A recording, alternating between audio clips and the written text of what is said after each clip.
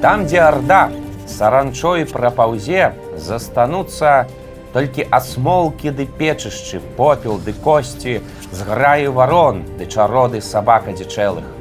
Бог барані, калі нас перамогуць прышэльцы. Як вы думаеце, от калі быў напісаны гэты верш? Чимох, нешта ты палітычныя вершы пачаў пісаць. Пра арду і вайну не баішся от? Гісторыі табе мала, актуалачкай заняўся. Не-не, гэты верш напісаў не я, а паэт Мікола Гусоўскі ажно 500 год назад. Гэта радок са знакамітага твора, які называецца «Песня пра...» Ды ведаем. Песня пра зубра. Ну, канешне, пра катоў жа ніхто не напіша. Не дачакаешся жа ж ад вас. Ну, выбачайце. Ну, сапраўды. Гэта легендарны твор пра адзін з галоўных сімвалаў нашай зямлі, пра зуброў. Давайте сёння пра іх і пагаворым. Пра зуброў, пра паэму і пра самога Міколу Гусоўскага.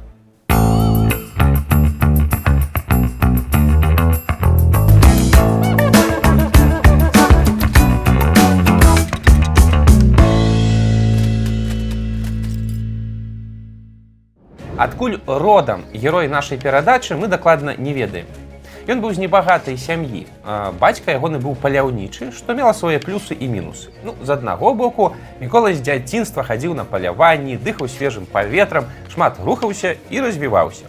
Але ў той жа час мала каму было цікава, дзе і калі нарадзіўся сын звычайнага паляўнічага. Вось мы і не можам дакладна сказаць, ці то ў Літве, ці то ў Польшчы, ці то на тэрыторыі сучаснай Беларусі. Ведаем, што Гусоўскі нарадзіўся дзесьці ў другой палове 15 стагоддзя, калі найлепшыя кар'ерныя лесвіцы прапаноўвалі дзве супрацьлеглыя арганізацыі – войска ці касцёл. Ну і Гусоўскі падумаў і, відаць, выбраў касцёл і стаў каталіцкім манахам.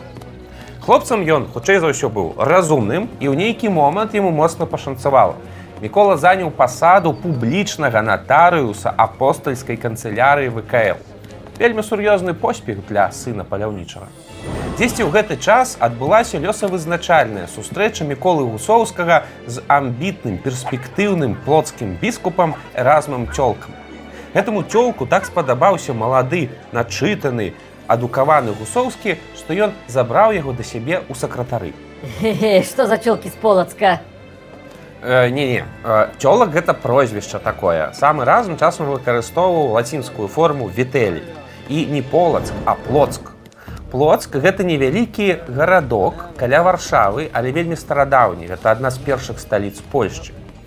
Эразм Цёлак, ну альбо Вітэлій, сам быў родам з Кракава, але зрабіў кар'еру пры двары вялікага князя літоўскага Александра Ягелончыка ў Вільні. Стаў ягоным любімчыкам, а пазней, калі Александр сам стаў польскім каралём, то Эразм атрымаў вось гэту саму пасаду біскупа Плоцкага і пераехаў пад Варшаву. Дужа паважная пасада, дарэчы, была. Кароль выкарыстоўваў Эразма найперш як дыпламата, і цёлак некалькі разоў ездзіў у Рым з важнымі дыпламатычнымі місіямі. Ездзіў, заданні выконваў, але пры гэтым не забываўся і пра сябе.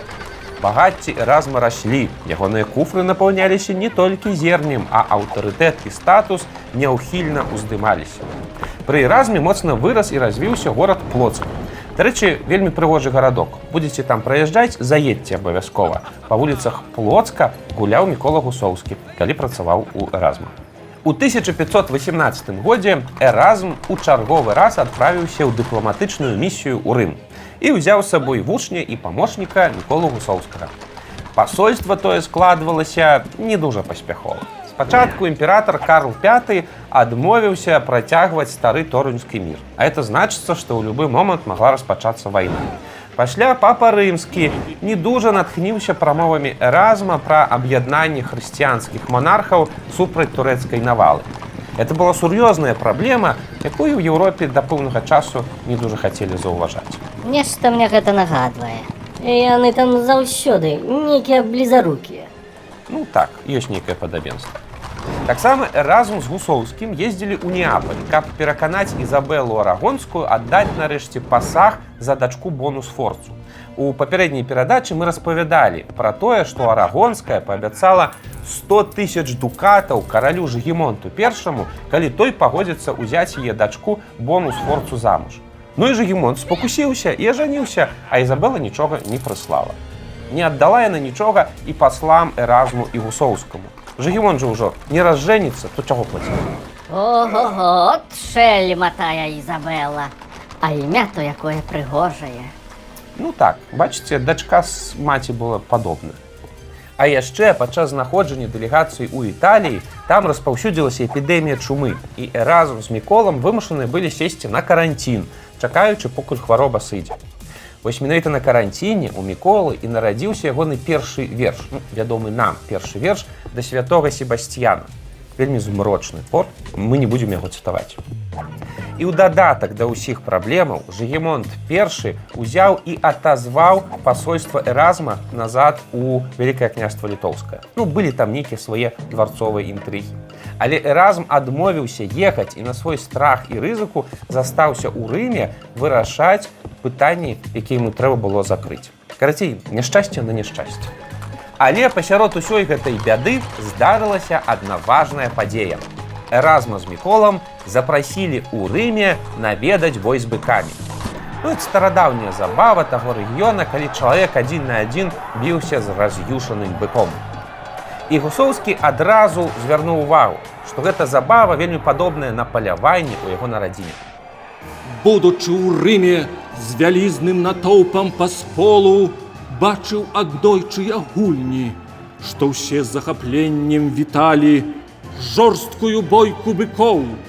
Гледачам на пацеху лётныя стрэлаў раі ды бліскучыя дзіды ранілі целы жывёлаў і боль ім чынілі нясцерпны, аж вар'явалі ахвяры, іх лютасць, як пена ўскіпала. Тут вось, пакуль я глядзеў на быкоў ашалелых, спуджаных болем ды пляскам далоняў з трыбунаў, з нашых, сказаў хтось, зусім як на ловах зубровых. Папа рымскі, Леў X, адразу зацікавіўся гэтым аповедам Ліцвіна і загадаў Гусоўскаму напісаць пра паляванне на зубра ў ВКЛ паэму.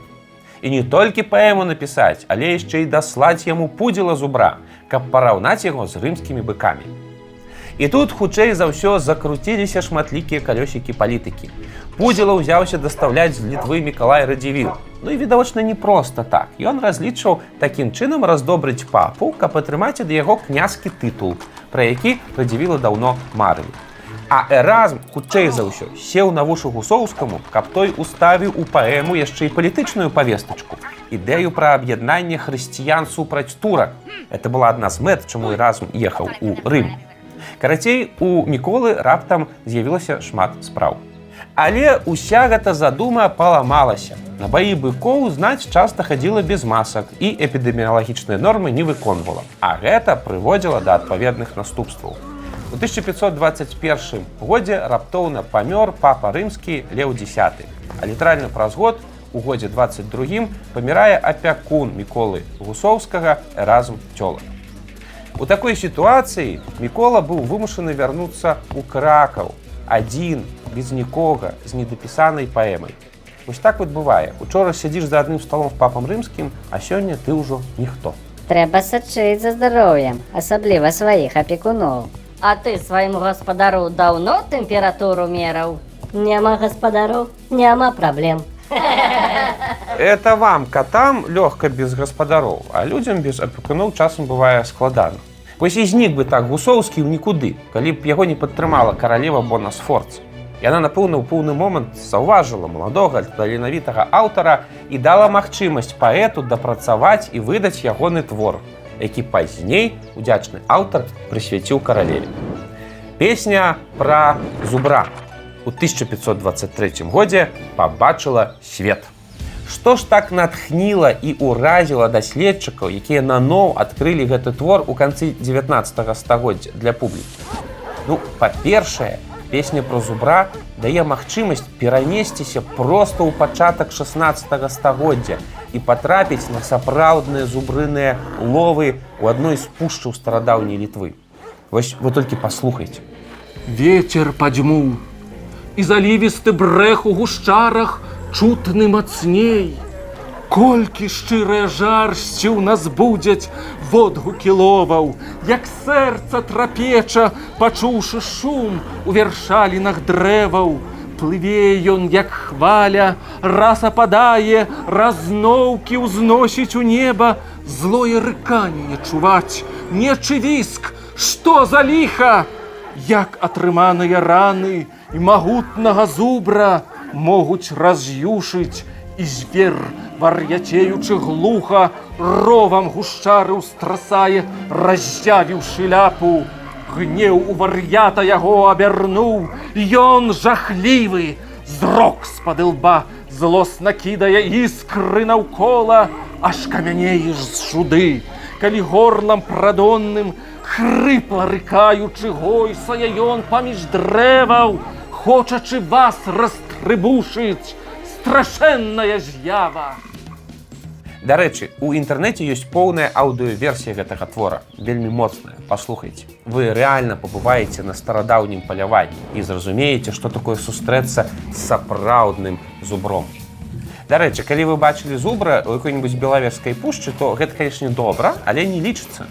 Бо ў пачатку 20-го стагоддзя зуброў засталося так мала, што іх злучылі з бліжэйшымі сваякамі, з амерыканскімі бізонамі. А бізоны, яны драбнейшыя.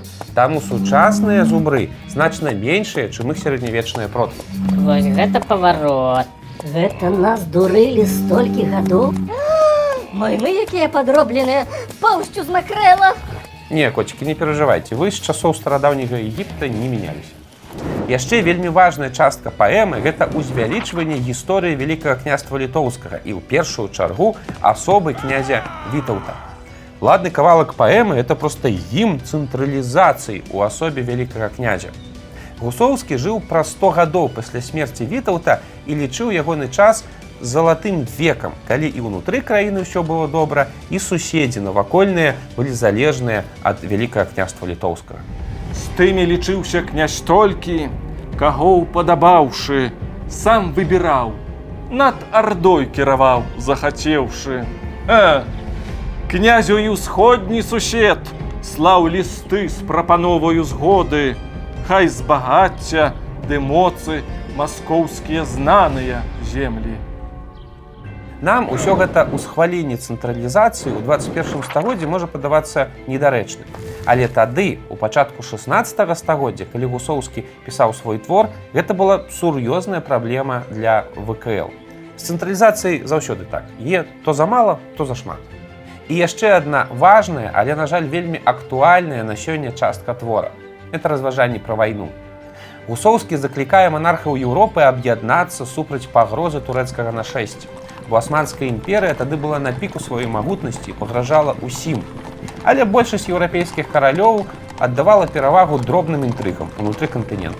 А я казаў, што мне гэта нешта нагадвае. Ды падколваў ты ўжо еўразвяз. Супакойся. Гонар, сумленне зямных уладарцаў, здаецца, спяць беспрабудна. Усе іх учынкі і справы людзям нагора. Дзяржаве ж на шкоду і страты. Болей за ўсё непакоіць іх сверб панавання. Вострыць мячы пастаянна, сусед на суседа. Ты або я запаную, дваім жа нам чесна. Мы не ведаем ні даты, ні месца смерці і пахавання Міколы Гусоўскага. Зрэшты, і творчасць ягона, і паэма, і некалькі наступных вершаў не атрымалі вялікага распаўсюджвання ў 16 стагоддзі. Мы можам нават зрабіць дапушчэнне, што Гусоўскі паміраў з думкай пра тое, што ён так і не змог зрабіць нічога важнага. Вось так круціўся ўсё жыццё вакол выбітных вялікіх асобаў, але сам нічога выбітнага так і не зрабіў. І я заблытаўся. Дык напісаў ён нешта важнае, ці не напісаў. А вось, калі ў 19 стагоддзі ягоныя лацінамоўныя творы патрапілі ў рукі літаратуразнаўцаў, то яны зрабілі вялікі фурор. Бо Гусоўскі напісаў пра пушчу і зуброў так, што чытаючы ты проста патрапляеш у заснежаны беларускі лес 500-гадовай даўніны. Такі сабе пан Тадэвуш ці новая зямля, толькі пра 16 стагоддзе. А яшчэ Гусоўскі перадаў нам з таго 16 стагоддзя некалькі цікавых думак і шмат важных назіранняў. Некаторыя з якіх досыць банальныя, але настолькі важныя, што нам варта нагадваць пра іх яшчэ раз. Дзяржава абапіраецца больш на мужнасць духу, чым на сілу цела, пра што сведчаць як грэкі, так і рымляне. Іх магутнасць квітнела найбольш тады, калі расцвіталі навукі. А як толькі пачыналі нікнуць таленты, сілы іх згасалі, а з заняпадам апошніх абрушылася іх дзяржава і ўсталявалася рабства.